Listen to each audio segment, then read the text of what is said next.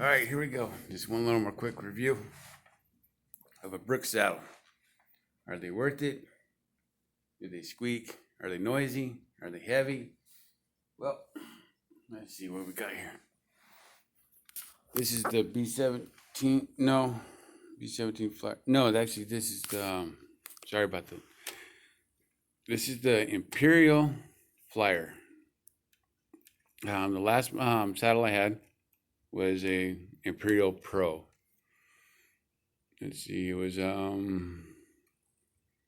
didn't have the springs, and it didn't have these little loopholes, which actually comes pretty handy. Just strapping on a little. I put my poncho on there or anything else.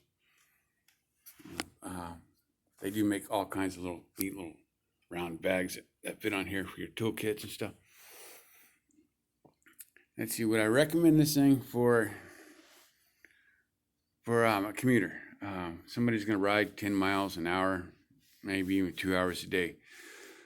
Well, it would take a little bit to break in, take a little bit used to, and the weight and stuff like that. It's really not quite there, but I mean, I like it. I mean, even if I'm just going to ride down to the store for 5 minutes, I still like it.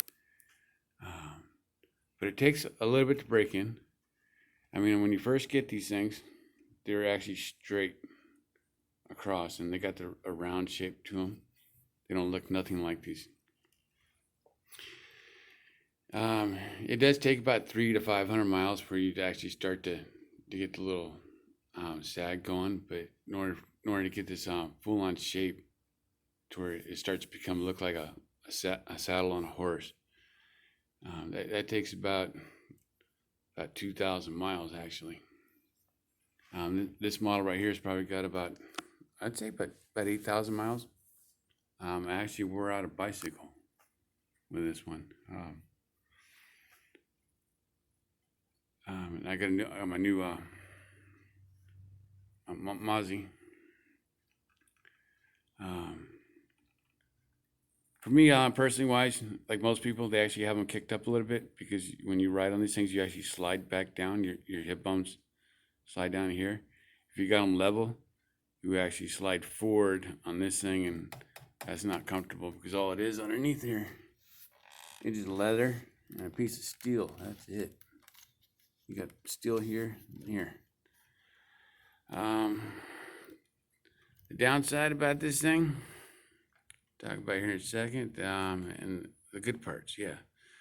The springers, you really don't notice these things. I mean, these things aren't like a full-on suspension bike or nothing, but there's just that little tiny bump and shock. It's like in little road caps and stuff.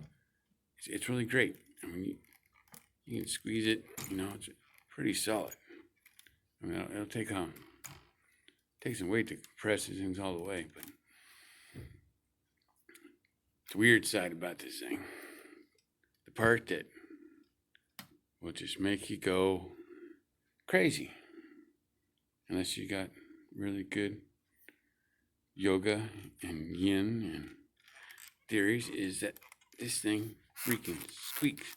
It won't stop freaking squeaking. I try to grease everything, oil everything. You hear that?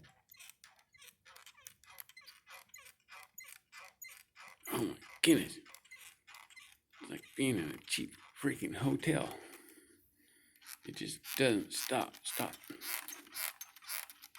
That's all you freaking hear all day, every mile, every pedal. But other than that, you kind of get used to it. It just kind of blurs out the back of your mind, I guess.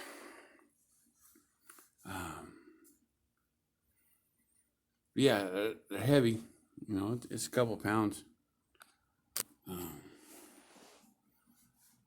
Yeah, as far as comfort-wise goes, they are great. There's a reason why you see a lot of people out there on their bicycles touring them. Are they made for everybody? No. Some people can't stand them. They regret them. They'll, but after I got my first one, I had Imperial Pro, and what I did is I rode it for a couple weeks, and then I switched back. I put my Specialized Avatar back on there. I rode down the road 3 miles, and I said absolutely not. Went straight back home. I put that Imperial Pro back on. I said I was sticking with it, you know. So it would just it doesn't have that gel cushion feel. I mean, you don't have to have those big old giant padded shorts and stuff like that, or a big giant cushion.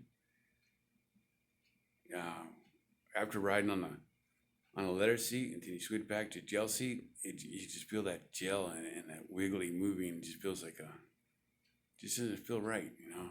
But yeah, after riding these things, and then when they break in, these things have been around for over 100 years, and they're still making them with the same machines. Well, you know, they got the machines are making, you know, they updated them, but it's still the same machines that were stamping out back then. You know, they just replaced them. So I mean, if it's not broke, don't fix it. I mean, it still works. I mean, sure, you can modify it and try to do what you can, but these things work, and I'm impressed with them. I give it a thumbs up. Everybody else out there who tours with them, they all enjoy them. You know, I guess the part that I like about it is you don't even notice you're sitting on the thing, you know. I mean, you're on the thing for 4 to 6 hours a day, and when you get off it and you hike a leg off it, you don't feel so bad. But I've been on some other seats that when you're riding them, you feel comfortable, and then, my goodness, when you go to get off that seat and move your leg, oh my goodness, that's some serious pains in the neck. This thing right here, any day, no problem. I like it. So I want to say, whoever came up with this design, thank you. God bless. And I know there's other leather seats out there. There's other manufacturers. I don't know how many, but I know there's a couple of them that resemble about the same thing. And some people say, oh, no, that one's best, this one's best. But for me, I haven't tried them all. But this one right here is great for me, except for that freaking squeak. You hear that? You hear that?